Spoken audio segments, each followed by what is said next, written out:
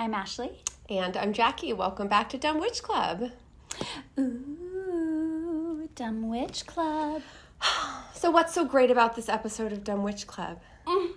It's such a special one. It really is. It's very special. Yeah. It's our first anniversary. I almost can't believe it. Yay. Like, you said that, and I know that it is, but I'm like, really? We've only been knowing and working on this for, months. Yeah. That's one of those things we'll, never actually know. I know. Yeah. But it's true. It's true. So happy anniversary, darling. Happy anniversary. Aw, our little show is 1 year old. Our little show is 1 year old. That's right. And it is actually quite a feat. We are very proud. And also, I will say, within that 1 year, we have not missed a single week of episodes. We have not. We have had delays. We have had workarounds. We have had doubling and triplings up. Yes, we have. But we haven't missed a single week. So you're welcome. You're welcome. We're such hard workers. Yeah, we really are. The capitalism is strong in us. I know. Internalized capitalism can be useful. Yes, it can. Let's do a card pull. Let's do it. Seasons of the Witch, Samhain. It is the season, so, this is the deck we're feeling right now. Yeah, so you can be sure you're going to see this one probably for the next few weeks. We don't have unlimited amounts of decks.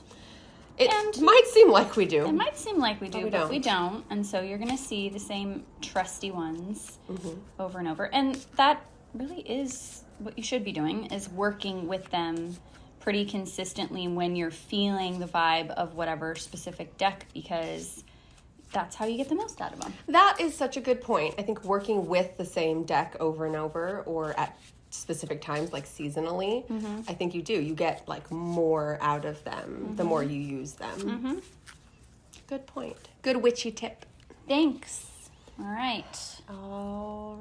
Ooh, I feel so much pressure on this one. Because it's monumental. Silence. Oh, interesting. There is a sweet embrace in the nothingness stillness brings, a presence of self fully embodied.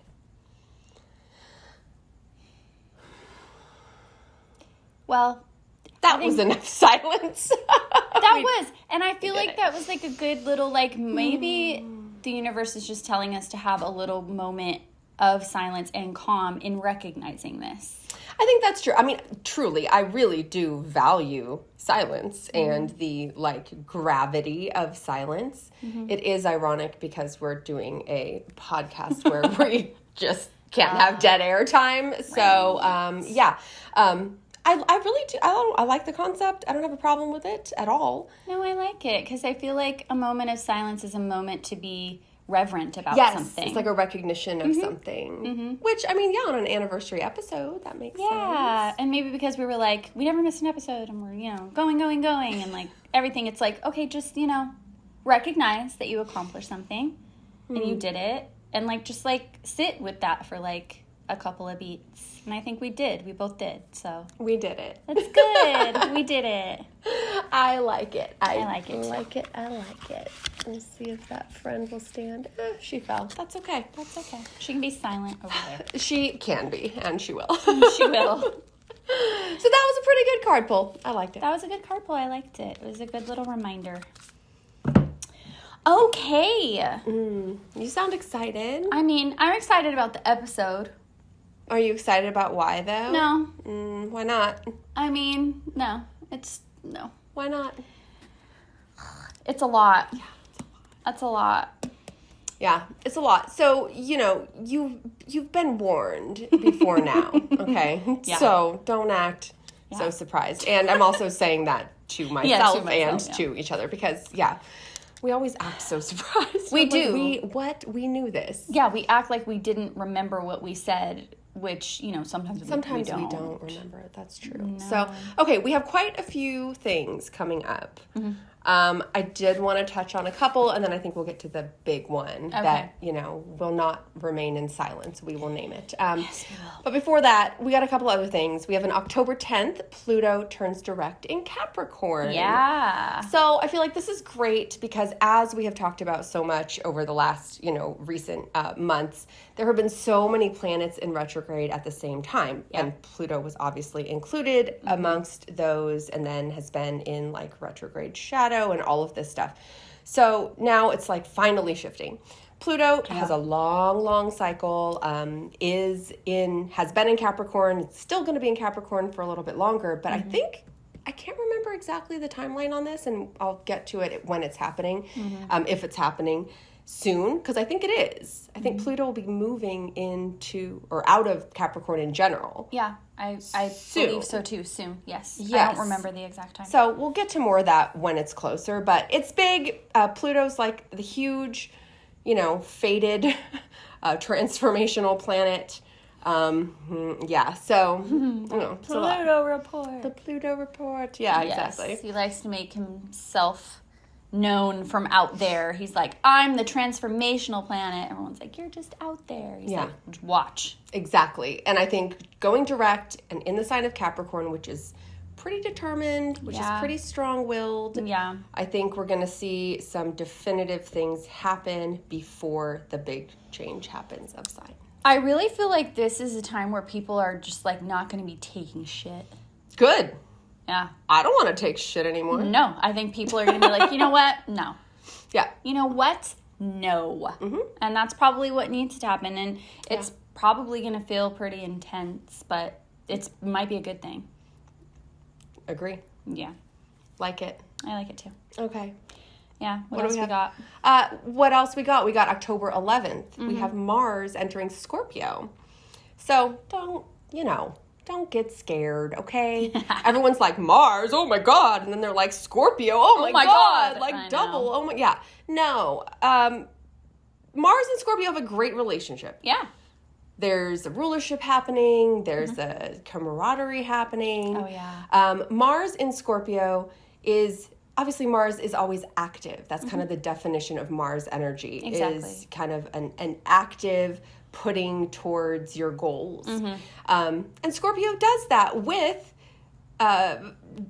depth. Yes. And with intention. Yes. And with, I would say, some regulation. Scorpio can be wild, but it's a water sign. Yeah. So it's regulated and it's in there. So anyway, don't be scared. This is good. No, I think it's a good thing. I think you're right too. I think Scorpio, it gets that reputation of just being spontaneous and just reckless. I don't agree with that. I think there's passion, but it's very directed passion. And with that Mars passionate energy, that's just a extra little, direction to that passion. I think it's good. It goes along with our Pluto stationing. Exactly. Direct. That's exactly what I was just going to say. And I love it when sometimes the planets and the signs seem to be kind of working together. If they're up there in the sky, they're talking to each other.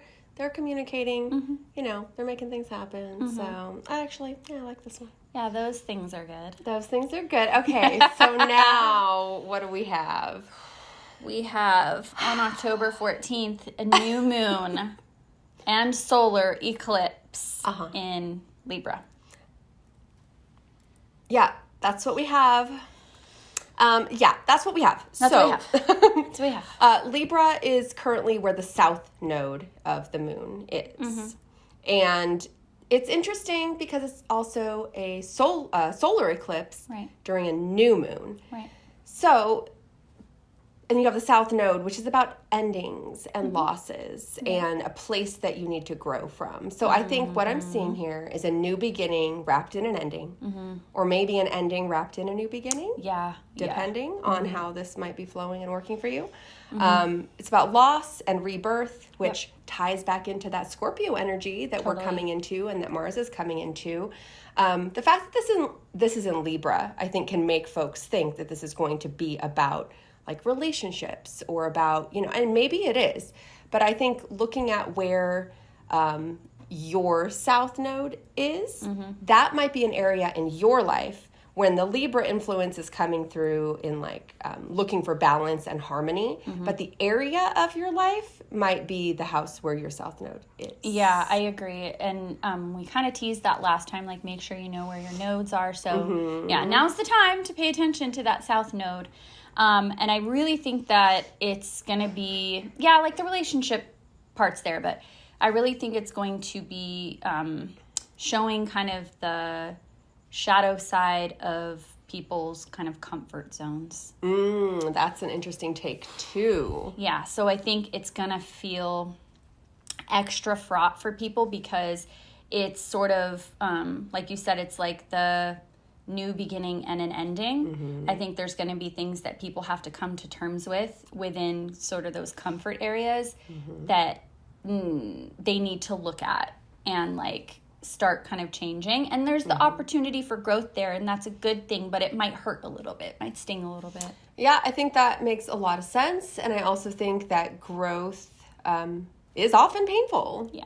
And you have to grieve the loss of your old self or your old life or the relationship you thought you had or the thing you thought you wanted but you didn't get or whatever it is. So, yeah, these are kind of some of the lessons that I think we're going to see, you know, in this eclipse season, particularly with these nodes being in Libra and Aries. Yeah, it's just going to be a little bit intense, but as long as you know what it is, you can take care of it and you can plan for it and you can look at it and you can do all these sort of active things to deal with what's happening. So yeah, and definitely like use that Mars in Scorpio energy to, you know, go deep but take action and to kind of use your emotions to guide your action instead of acting emotionally. Right. It'll serve you well, I think, for the rest of the season, kind of going into the like fall winter season. Yes, exactly. So this is the official beginning of this year's eclipse season.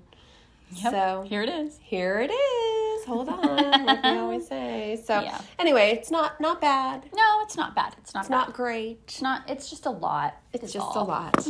It's just a lot. And maybe you've already been feeling it. So yeah. But that's going to be happening. So, and I think that's your why though. That's the why though.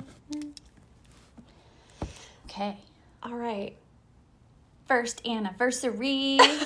So we do have some big witch energy today for our first anniversary episode. And what we're doing for this is basically like a type of a Q&A, right? Yeah, that's what we decided to do. We're like, how do we commemorate this? And I think, you know, we got some really good questions and decided that would be a good time to answer them. We've done one other Q&A episode a while back.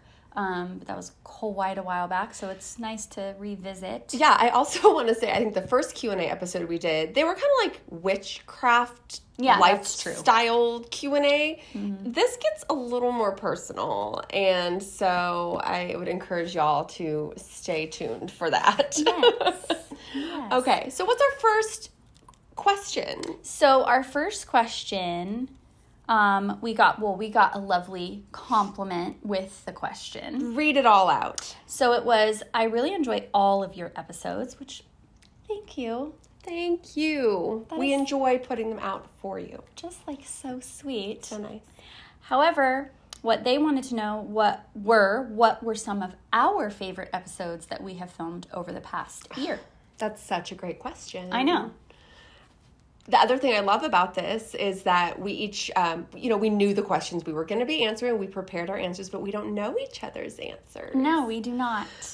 Okay, all right. So I'm going to say all three of mine. You're going to say all three. Okay, go ahead. Or should I do one? No, do three, and then I'll do mine. Okay, so we each picked three, and that was sort of random. So my favorite episodes are Love Spells. Okay. Yes. The How to Read Your Birth Chart Big 3. Oh, I loved that one. And Sex Magic. Yeah, of course. Of course.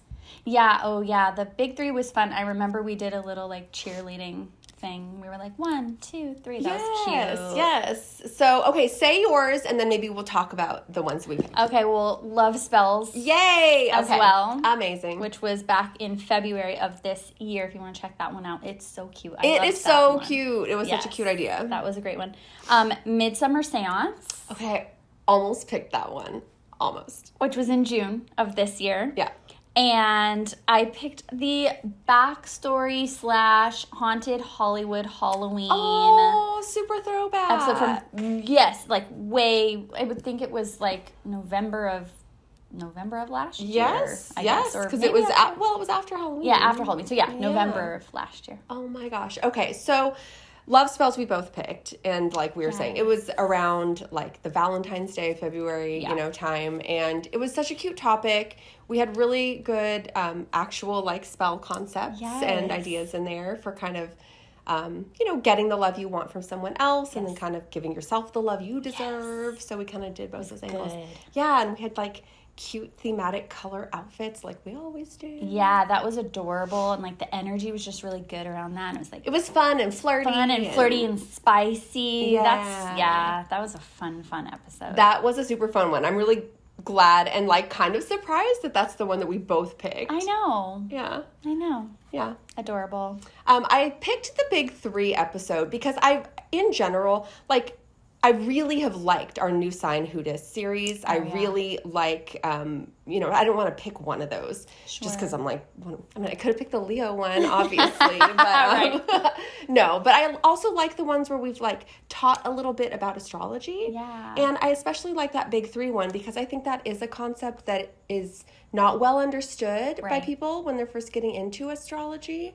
And I just thought that we did a really good job with like explaining how important each aspect is and like what they mean and all that stuff. I totally do too. And it's a question that comes up a lot, to us and to us individually and everything. And it's such a buzzword, but because of that, people don't really know like what to believe and what to think or whatever. So I agree. I think we did a really good job of breaking it down. And it was fun too to kind of like go back. It makes us learn something every time we're kind of going back and thinking about the basics too. Like there's always something we're picking up. So I really enjoy that too. That was a great episode. Yes. Your second pick was Midsummer Seance. Okay. Like I said, I almost picked that one too. That was such a vibe. Like that's mostly why I picked it. Because it looks such amazing. A vibe. It looks amazing. I loved the little shorts that like we did, the little things we did for it. It was so cute. We were just like the little acting things that we did were really cute. It was so cute. I remember the night that we filmed it and just the vibe and like we were by ourselves. Like we basically self-produced that episode. Which is the first and only time that we've had to do that because of external circumstances. So we had to like set everything up. We had to do it all by ourselves and it was hard, but we were so proud of it. We were. Because it was also different. Like the lighting was different and anyways, it looks so cool. So even you just go look at it. Yeah, go check that out. It's rad. Yeah. It really is. That was back in June. Just scroll back to June. You'll see it there. Yes, definitely. And then I obviously picked the sex magic. Of course. And I feel like it's obvious because it's like my favorite thing in the world to talk about. Yeah. So, yeah, I really, really liked it. And I thought that we had a really good angle, an inclusive, encouraging angle on it. Totally. People don't talk about sex enough, and they should. We all should. So I really, really loved that one. Yeah, and we got really good feedback on that one too. We really did. We got great feedback on it, and I'm really glad that people can see the value in a subject like that. Same. And like take it seriously in the ways that we did and also have fun with it in the ways that we did. And yeah, that was really rewarding. I loved that episode. Yes.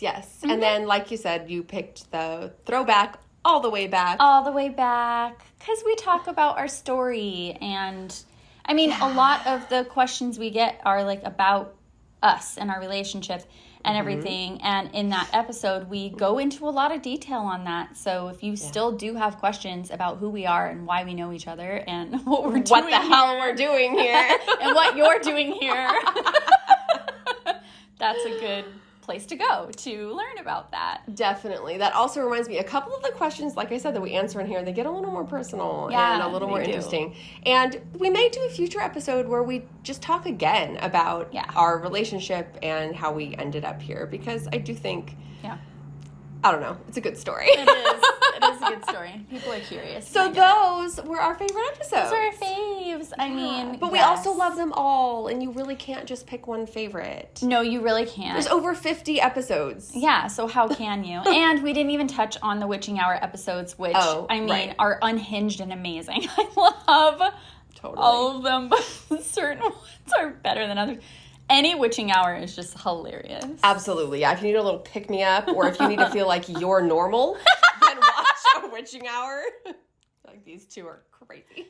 So true. It's so good. I just love them. Well, the next question actually is a perfect lead off of this first question. Okay, cool. The question was basically, my favorite episode is the tattoo tour. Oh. When are you going to do another one? Of course, your favorite episode is the tattoo tour. Yeah, that was from Anonymous also.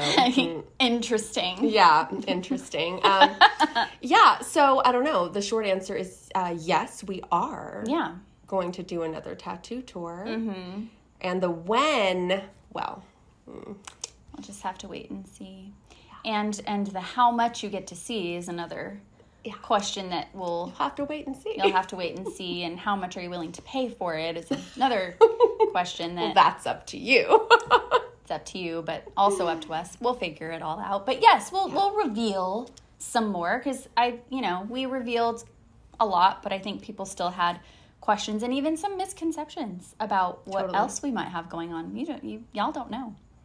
Just don't know. So anyway, they're like, okay, that's why I'm asking. Yes, I know, and we're they're giving like, what kind of answer is that?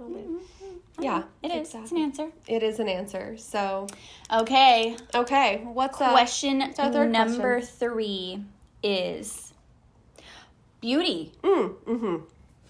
Yeah, this is the question. We got a few, so it's a little bit of like an amalgamation of questions put together, because we got quite a few questions about some of the products that we're wearing, what we're using, mostly on our face. Sometimes I hate the word face. I know, I didn't want to say it. That's why I said it like that. So I was like, on my face. I know. It felt weird. So then I had to see it, just get it out. Yeah. So I did. Yeah, totally. We used to have faces. Oh, no. Oh, yeah, don't start. It's never going to stop. I very quickly turn into Norma Desmond. Yeah, I know. It'll never stop. So, okay. Products. Beauty products, yes. I mean, it's kind of like, the general questions about... So I think we decided we were just going to, name a couple of our favorite products and name them by name in this case. So I think for me, my main kind of... makeup, what I wear that makes the biggest impression, I would say is my lipstick. I tend to wear dark and bold lipstick. I don't do a lot of the nude and kind of that kind of look. So, I mean, and I feel like this is not even that unique to say. There's a lot of amazing makeup brands that I have used that are high end and luxury, but my go-to is MAC. And they do make really good lipsticks. Some of their formulas have changed over the years. I hate when they do that. So beware on certain of these. But the ones that I have found still consistently really good that I wear often, although I'm not wearing right now, are the reds, of course. I think they're really known for reds. Yeah. So my top 2 go-tos are Ruby Woo, which is a pretty bright blue-based red, and Russian red, which is a very neutral undertone, really red. Gorgeous red. Yes. So those are my 2 favorites, and I can see the difference of what I'm wearing. And if you're not super skilled in makeup, maybe you're they're both red, what's the difference? But if you look at them and if you try them on, depending on your skin tone, you will see the difference. Totally. Yeah, based on the undertones and stuff. Yes, exactly. And at this moment, I am wearing a NARS lipstick, and I cannot remember the name of the color because I meant to write it down and I didn't. NARS is so clutch. I love everything that they make. Several of theirs. This is actually a more subdued one compared to some of the other ones that I have from them. This is kind of a bricky kind of a red. But I have a super bright pink from them that I love. And I think that one's called Janet, I'm pretty sure. Oh, I love. Yeah.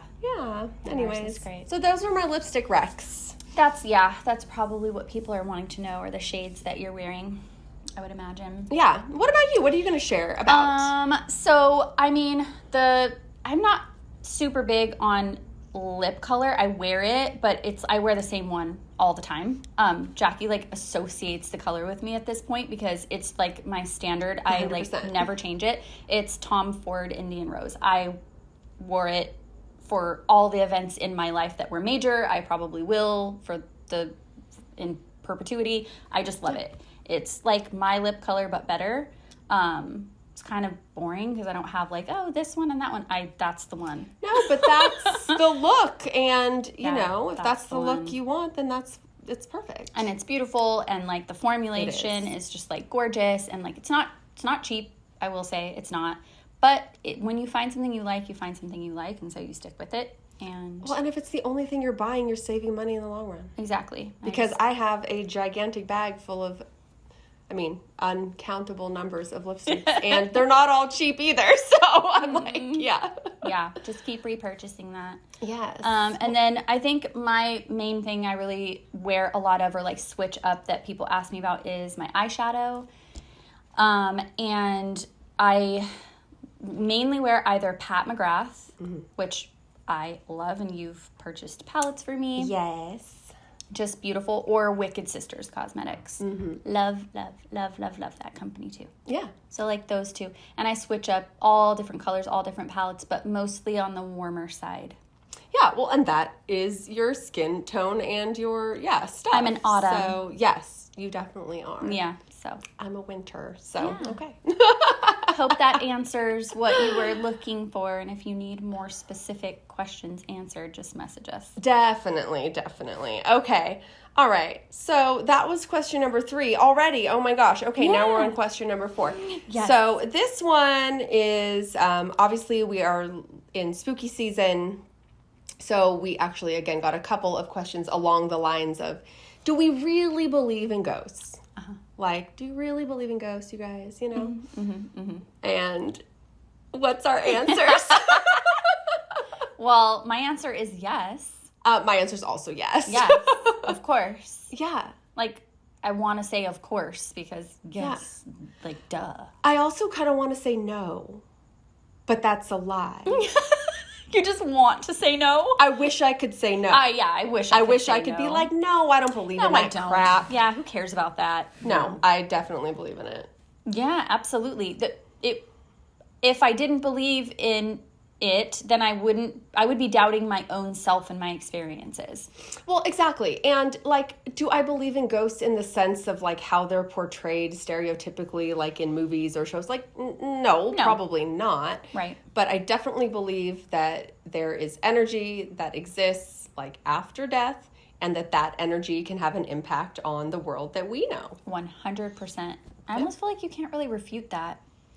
Yeah, I mean, you can't prove it or disprove it. Yeah. So, it really is just a belief. Exactly. And there's a reason why people are so fascinated with that question and continue to ask it over millennia, because it's something that's in our minds. There's a reason why that's there.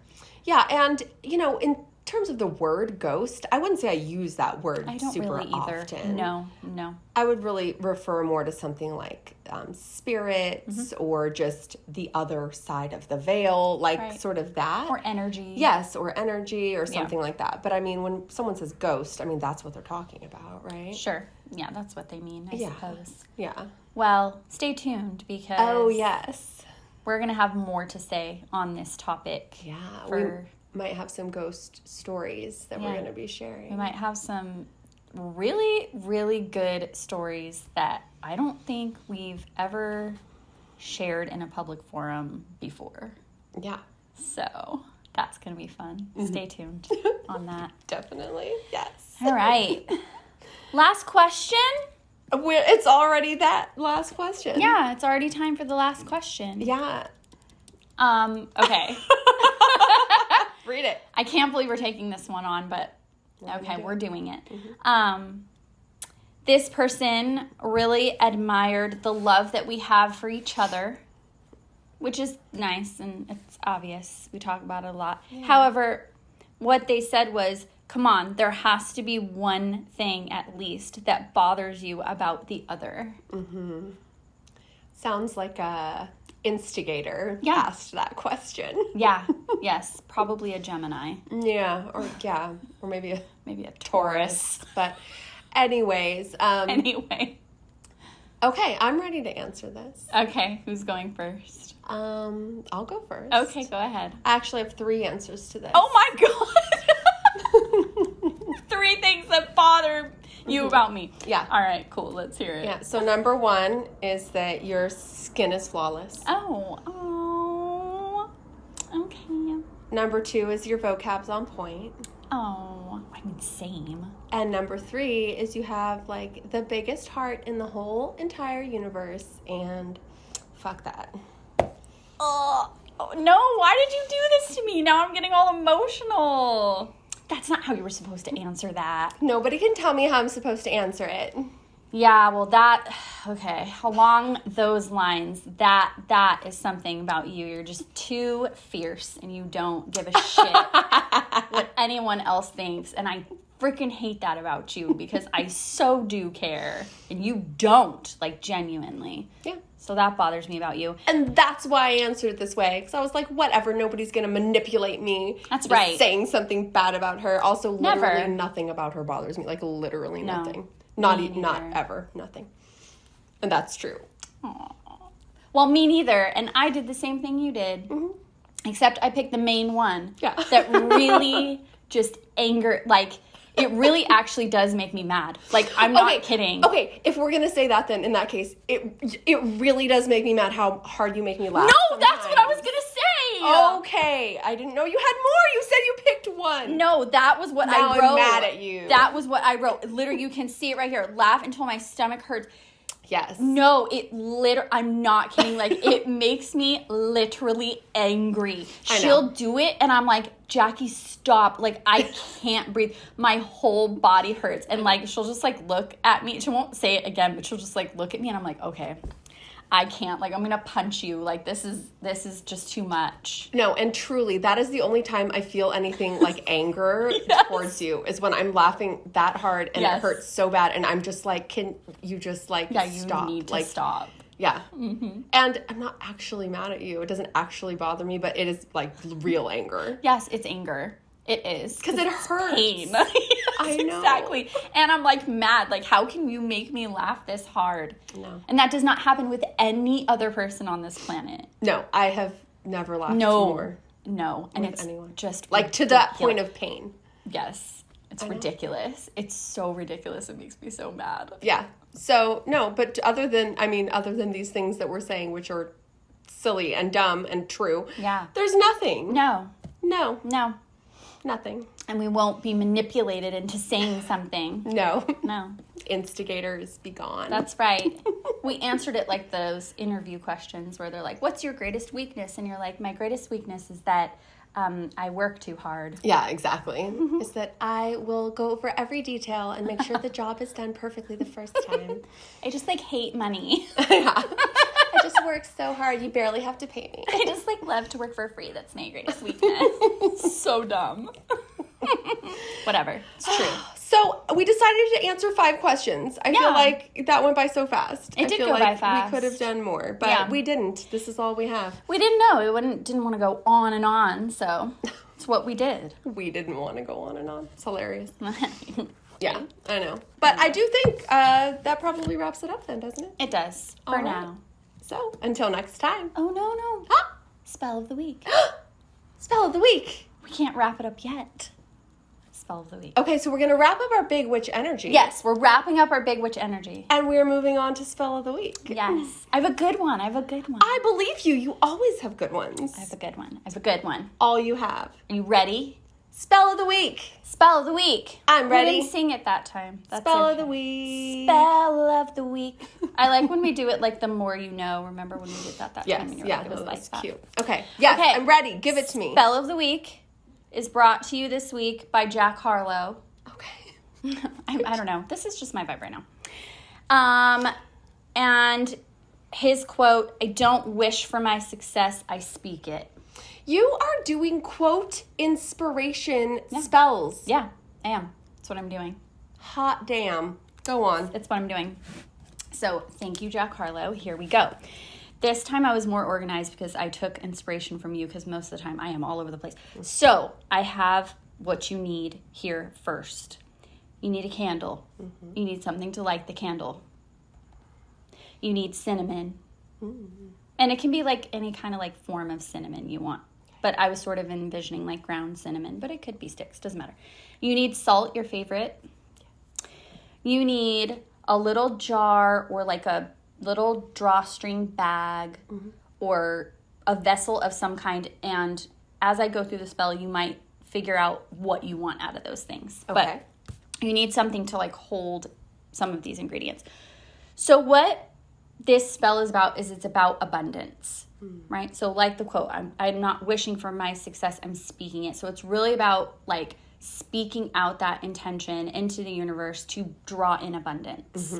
And that can mean like money for you, whatever it is that you're kind of wanting to draw in. For me, it is kind of like material stuff. So you're going to open your circle, and then I want you to meditate on an abundance mantra, like a short phrase that resonates with you, that you're going to think about in terms of abundance. And the example that I came up with is, I am infinite in abundance. Something simple like that. No, but I like it. I like it too. Whatever resonates. And then what I want you to do is I want you to combine the salt and the cinnamon, both of which are really good for abundance and kind of drawing that in. The cinnamon really activates that. There's something like really with the smell of the cinnamon too that I feel like really activates that. And then I want you to light the candle, focus on the flame as it's burning down and drawing that abundance to you, saying the mantra, and I want you to say it out loud. I know a lot of times we're like, you can say it in your head or like you can write it. This one I really feel like needs to be spoken out to really claim it. So I want you to say it out loud, let the candle burn down, and then with the cinnamon and the salt, the reason you need the container. And you can decide what you want to do. If you're going to do it in the jar, you can carry it with you. Or the drawstring bag, you can carry it with you. Or you can place those on your altar. You could even just have like the cinnamon and salt sort of in a circle, like around the candle if you wanted, and just leave it out on your altar. Whatever you feel drawn to do. A lot of times I leave things on my altar because I'm connecting back to that energy a lot anyway. I don't like need to have it with me. But if you want to have it with you, and every time you sort of like feel that object or think about the cinnamon and the salt, just remember that mantra and like speak it out. Every time you think about it or feel it, just speak it out, and it'll draw that abundance towards you. I love this. I love it's similar to mine from last time. Like, this is not just a one-time spell. Like, it keeps on giving and giving for as long as you want or need it to. And I love that. Yeah, I love this. And it's simple and sweet and powerful, you can tell. Super powerful. I was really feeling the cinnamon. I really need you to use the cinnamon if you're going to do it. Yeah, I think the cinnamon has like this richness to it and this like very seasonal quality too, which I love bringing in. So very nice. Thank you. And I like your quote inspos that you've been doing. Thanks. Pretty cool. Yeah, if you ever are just like, I don't know what to do for a spell, like hear like what music you're hearing or listening to, or like what's like on your mind in that way, and draw inspiration from that. I think totally. that's awesome. It's one of the main ways. I'm such a music person, so it's like one of the main ways that I do that. And even just the lyric itself, even if you don't do the rest of what we're sort of crafting here, true. Just the lyric itself, like just play it over and over, or sort of sing it to yourself, or write it somewhere, or whatever. Like just that in and of itself, so powerful. Yes, I love this. Very, very nice. Thank you. All right, so now I think that about does it for this episode of Dumb Witch Club. Our first anniversary episode. Yay. So on that note, congratulations. Happy anniversary. Stay witchy, friends. And stay dumb. Dumb Witch Club is written and produced by us, Ashley Sidner and Jackie Gerard, at the Dumb Witch Clubhouse in Orange County, California. Produced and edited by Matt Heinemeyer. Creative director and culture consultant Violet Turner. Original music by Ashley Sidner. And look us up on all your favorite social media platforms, including Patreon. Until next time, stay witchy, friends. And stay dumb.